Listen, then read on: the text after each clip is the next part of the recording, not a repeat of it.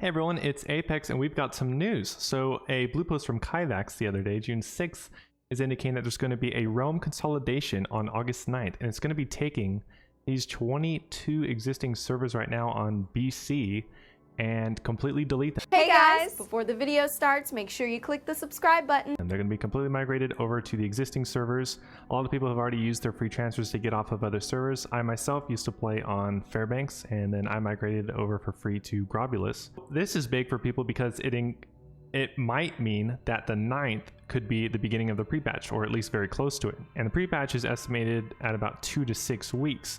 The one for Burning Crusade was just 2 weeks long, classic that is. And they already have mentioned that they might do 2, 4, or 6 weeks. So it's still up in the air. But if we take a look at the current BC server populations, we're going to just scroll down real quick. But if you look at all these servers, I mean, they are dead. I mean, we are talking dead. Now it's saying just 0, but that's just what's cached. So actually these numbers that you might see, I've been told that it's actually lower than that. So obviously these are not playable servers. I mean, you have 100 pop, 500 pop, 900, 200, obviously all these like 10 and under 0. I mean, I remember when Classic came out, Hero was massive. I mean, some of these servers were huge when the Vanilla Classic came out. So what we got left are all of these, and you can see there is a 3% faction advantage on Horde, which is interesting. And then there are some very heavy servers. I mean, Faralina, Gehannis are just completely Horde. Whitemane, Mancrick's almost 100% Horde as well. And then you got these heavy Alliance servers like Benediction, 99% Alliance, Earthshaker 99, Westfall 99.9. I mean, this stuff's kind of crazy. I mean, PvP on this server must be hilarious if you're on the other faction. This is very interesting because these are going to be the servers that we're going to be playing going into Wrath. And we're all going to be transferred to some of these servers. Winter's Grass isn't even going to be able to function properly because, I mean, they're going to have to set up something where it's going to be like a Benediction versus Gehannis, or one of these very heavy-sided, or even like your own faction versus your own, which, you know, they've done that on private servers. They did that also on BC. I mean, they could do that, but there will be an outcry just like there was previously. So this is very interesting. They're shutting down those 22 servers, and then everyone's gonna be migrated to these, and they might do some more shutting down here too, or maybe some sort of conversion, or maybe some sort of balancing, like take some players from one and put it on the other, or just smoosh the two together, but that would cause its own issues. Probably it would need layering or something. So this is quite interesting. And then going on to another point. So about 1 month ago, early May, we got an announcement saying that the beta was likely coming in 2 to 3 months, which from this timeline would be about a month from now or 2 months. So that would be July or August that we could be getting the beta, and it will probably be a very short beta as Wrath of the Lich King. I mean, we're just testing bugs. I mean, they have released this game in the past. They have private servers code and other things to go off of. So it shouldn't be too hard for a huge company like Blizzard to release it. Fingers crossed, knock on wood, you know, I mean, we've seen Blizzard recently. So that's interesting. We will be seeing that very soon, and also the 3-month estimate that they gave would line up with that realm consolidation August 9th date. Another interesting piece of information is that Blizzard does not plan on adding race or faction changes at the behest of us throwing money at them. So that's pretty odd, as the original Wrath did have these features in the game, although it was added more in the middle towards the end of Wrath of the Lich King. But I think they probably will be added. I think this is just Blizzard saying that from the get-go before it's even released to avoid any kind of controversy, although there are of course people who want it and people who don't. So that's interesting. But one really nice thing that they are doing is that we will be able to change the characters' faces and genders for in-game gold, but we won't be able to do the race and faction changes. So that's nice. I mean, you don't have to do a character recustomization. You can just change your, you know, blood elf female to a blood elf male if you want, change their hair, change their faces, skin, all that. That's awesome. That's free. So good change there. But let me know what you guys think about having no faction or race changes in the game, as I think they should be in the game, because sometimes people just want to play with their friends, or maybe for whatever reason they just have to transfer, and it's a huge inconvenience to re-level a character, get new professions, get more gear, get more gold. I mean, that's a lot of work, and I think you guys get that.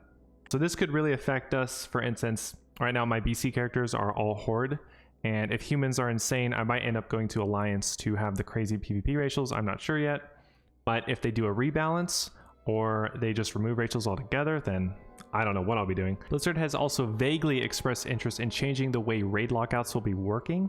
So right now, if you have one character, you might be doing 4 raids a week, doing a heroic 10-man, a normal 10-man, a 25-man, and then a heroic 25-man. And then maybe you're doing TOC as well, and it's like you have another 10-man, another 10 heroic, another 25, a 25 heroic, maybe Ruby Sanctum, 25 heroic. I mean, that's one character.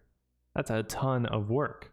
So we don't know exactly what they're talking about, but I assume they'll probably make it so you can just do a heroic or a normal, and then you can't change the difficulty mid-raid. I think that would be one of the better suggestions. Or they just straight up lock it to 10-man and 25-man. Like you can only do 1 a week, normal and heroic.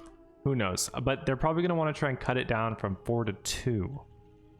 And then we also have the interview that was done with Asmongold and Ian Hazakostas, which was asking what is coming next after Wrath of the Lich King. And most people are thinking, oh, probably Cataclysm. But they're saying they probably won't do it. But that's going to be up to us. Maybe that'll change by the time we're at the end of Wrath. But they might just re-release Wrath, do a Season of Mastery thing with some changes, kind of like they did with Classic, with the Season of Mastery. Or they might do a Wrath of the Lich King Plus, which I think could be really cool if they do it right. It would be brand new content, which would be, of course, hashtag changes. So let me know what you guys think about that. Would you want to do a Wrath of the Lich King Plus? You know, we don't really know what that's like. Kind of like old school RuneScape, how they did a ton of additions and they would pull them. So at least the community kind of had a vote. Or they just release Cataclysm, or we just do Season of Mastery and we just go through Wrath over and over. Also, when Wrath was announced back in April, they said that they wouldn't have a dungeon finder, which was added in Wrath. I think this is a great change, as the dungeon finder, as well as raid finder and summoning stones, anything that removed a sense of community from the game, I think was very bad, harmful for the game in the long run, as it leads to more toxic gameplay, more disengaged gameplay, a lot more transactional. And we don't need that. Like this, the community that was in Classic WoW was amazing. That was the best part of it. So the longer they can keep that in the game, the better, in my opinion. So we have that removed, and then we're gonna have the barbershop, which I just talked about, where we'll get free hairstyles, skin, gender changes just for some gold. That's awesome. We can't do 70 boosts on DKs. I don't think this really matters to most people, as you start DK already at 55. The first 3 levels are easy. You get lots of gear. That's pretty strong just from the quest there. So that's not gonna be an issue. Plus DKs are very strong at leveling in general. They can tank dungeons. So that's gonna be easy. And then I think one of the best changes is that they're removing arena teams.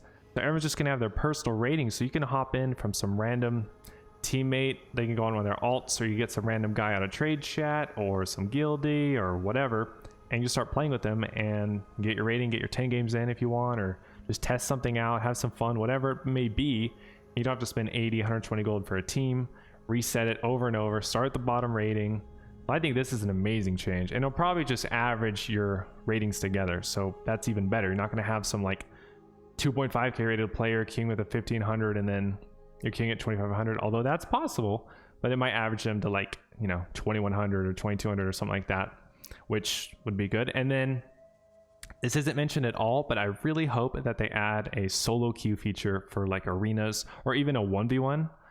Like you could just queue 1v1s, and then there's like a 1v1 rating ladder, or a solo queue ladder like some private servers have, where you just queue solo into 3v3 and people can get rewards, titles and whatnot through that. And it's fun because if you can't always play arenas because you have teammates on, then you can just solo queue. So that's a feature that I'd love to see in the game. We'll see if they add it.